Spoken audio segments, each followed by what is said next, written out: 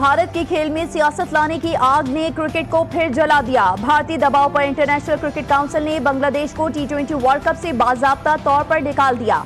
बांग्लादेश की जगह स्कॉटलैंड को ग्रुप सी में शामिल कर लिया गया। आईसीसी ने दावा किया है कि भारत में बांग्लादेशी टीम को लाहक किसी काबिल एतमाद या तस्दीक शुदा सिक्योरिटी खतरे के शवाहिद मौजूद नहीं, इसलिए मैचेस मुंतकिल करने की कोई गुंजाइश नहीं।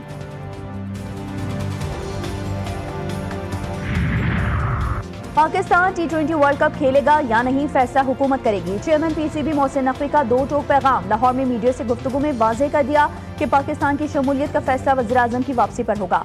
हुकूमत जो भी फैसला करेगी हम उसके पाबंद हैं। मोहसिन नकवी ने मौक़िफ़ इख्तियार किया कि बांग्लादेश से ज़्यादती हुई है। बांग्लादेश बड़ा स्टेक होल्डर है, ऐसा नहीं होना चाहिए था। एक मुल्क किसी को डिक्टेट नहीं कर सकता।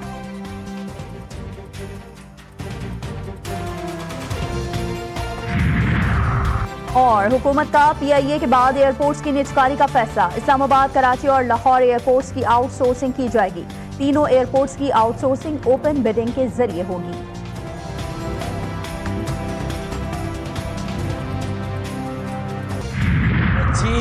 फायर स्टेशन है इस शहर में, तो उसमें कब से इजाफा नहीं हुआ? 18 सालों में तुमने कितने फायर स्टेशन मजीद तामीर किए? ये सवाल है। ऊपर से नीचे तक सबका एहतसाब करें, सबसे सवाल करें, पेश करो अपने आप को।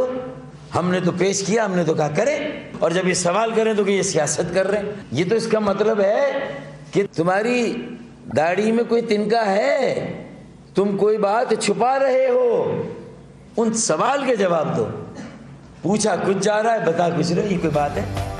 Chief minister Sindh, make no mistake, the time is coming. तुम्हारी गर्दन पर एहतिसाब के फंदे की गिरह तंग हो रही है, आवाम आसानी से बचकर निकलने नहीं देंगे। डॉक्टर फारूक सत्तार वज़ीर आला सिंध पर बरस पड़े, कहते हैं कि किस खाम ख्याली में हो कि लोगों की आंखों में धूल झोंकोगे। क्या पूछा जा रहा है और जवाब क्या दे रहे हो? सानह गुल प्लाजा पर संगीन नौयत के सवालात हैं, अब 18 साल का जवाब देना है।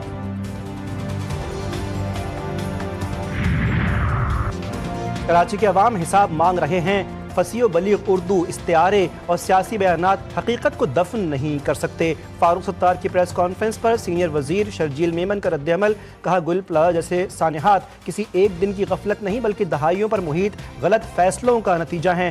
गैर कानूनी तामीरात, लीज की तजदीद और बेज़ाब्ता रेगुलाइजेशन के जिम्मेदार आज खुद को बरी जिम्मा जाहिर नहीं कर सकते।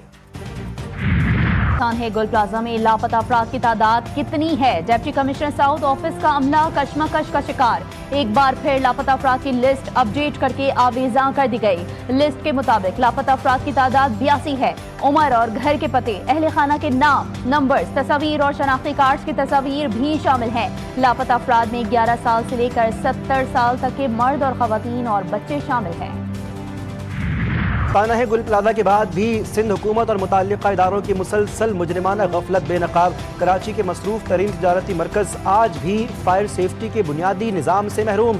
ज़ैनब मार्केट समेत गुंजानाबाद मार्केटें किसी भी वक्त एक और खौफनाक इंसानी सानहे का पेश खैमा बन सकती हैं। शहरी कहते हैं कि इंतजामिया की जानिब से कोई अमली इक़दाम नहीं किए जा रहे।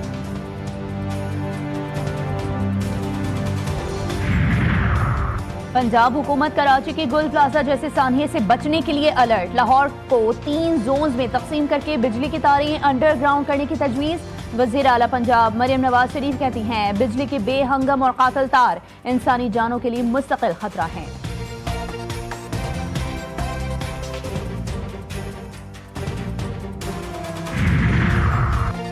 सानह गुल प्लाजा में शहरी, सूबाई और वफाकी हुकूमतें अवाम की मदद करने में मुकम्मल नाकाम रहीं। साबिक़ वज़ीर आज़म शाहिद खाकान अब्बासी ने कहा, कराची में गुल प्लाजा जैसे सानहात की रोकथाम के लिए कोई इक़दाम नज़र नहीं आ रहे। हुक्मरान गलतियों सीखने के लिए तैयार नहीं।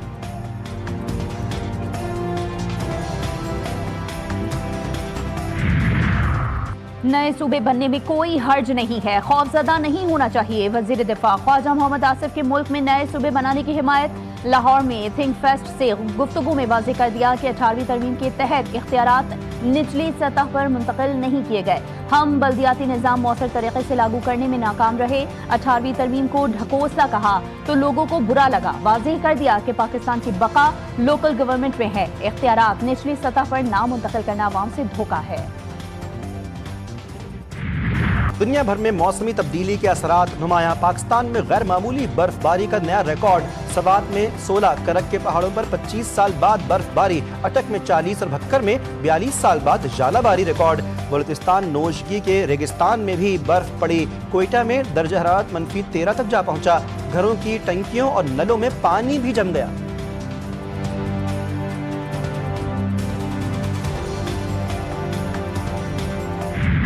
मरी में शदीद बर्फबारी का सिलसिला रुक गया। मॉल रोड और उसके अतराफ ट्रैफिक की रवानी बहाल। शदीद बर्फानी तूफान में फंसे हजारों सयाहों को निकालने के लिए रेस्क्यू ऑपरेशन जारी। 2 फीट तक बर्फ पड़ने से ट्रैफिक का निजाम दरहम बरहम रहा। सयाहों की गाड़ियां बर्फ तले दब गईं।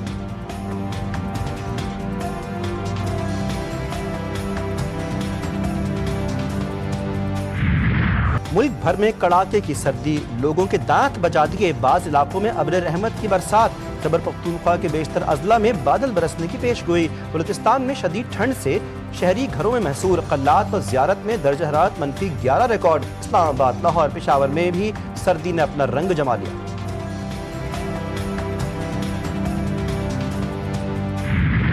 कराची की फजाओं में कोयटा की सर्द हवाओं की धूम। शहरियों की कुल्फी जम गई। रातों रात दिन में भी गर्म कपड़ों के बगैर सफर नामुमकिन हो गया। गैर मामूली सर्दी से शहरी हैरान और परेशान।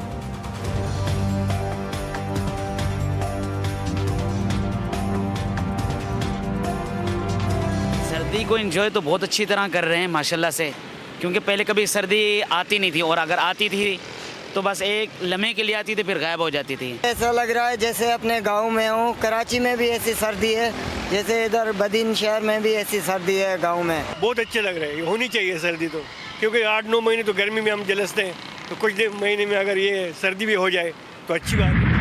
कराची में सर्दी के साथ ही शहरी गैस की कमी का भी शिकार। मुख्तलिफ इलाकों में गैस गायब, मामूलात मुतासिर। लियारी में खवातीन लकड़ियाँ और कोयले पर खाना पकाने पर मजबूर।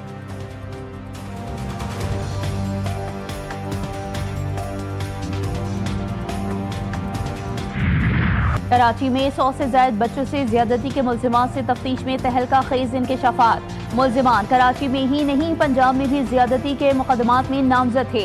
SSP इन्वेस्टिगेशन के मुताबिक मरकजी मुल्जिम इमरान के खिलाफ 2018 में पंजाब में ज्यादती के 8 मुकदमात दर्ज किए गए थे। मुल्जिम पंजाब से फरार होकर कराची आया था।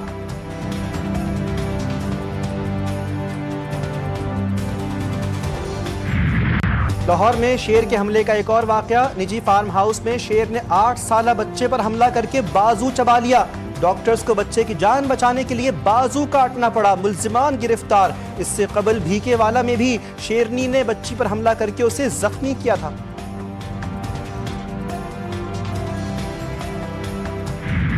इस्लामाबाद के मर्द हजरात हो जाएं होशियार। बीवी को घूरना, तलाक या दूसरी शादी की धमकी देना जुर्म करार। पार्लियामेंट से domestic violence prevention and protection act 2025 मंजूर।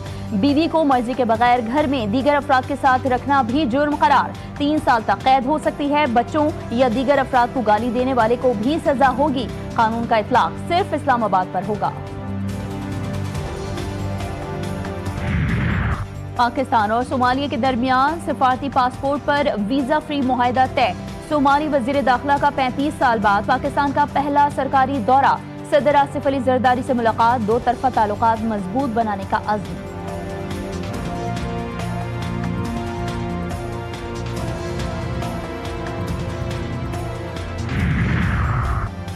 कराची में सख्त गजीदगी के वाकयात में तशवीशनाक हद तक इजाफा। तर्जुमान इंडस हॉस्पिटल के मुताबिक 1 जनवरी से अब तक 3040 कुत्तों के काटने के केसेस रिकॉर्ड हुए।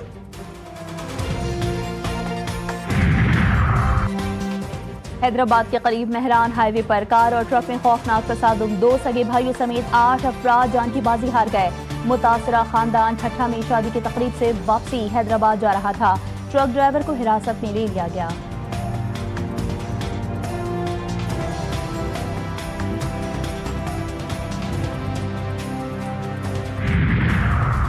ICC under-19 men's cricket world cup. Pakistan super 6 मरहले के लिए तैयार। लोअर दीर के मोहम्मद सयाम का कौमी नुमाइंदगी पर फख्र और वर्ल्ड कप में शानदार कारकर्दगी का अज़्म।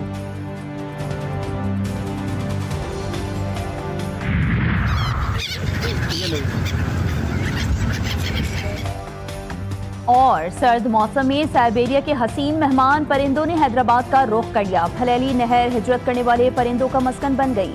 माहौलियाती हुस्न में इजाफे के साथ नहर शहरियों की तवज्जो का मरकज है।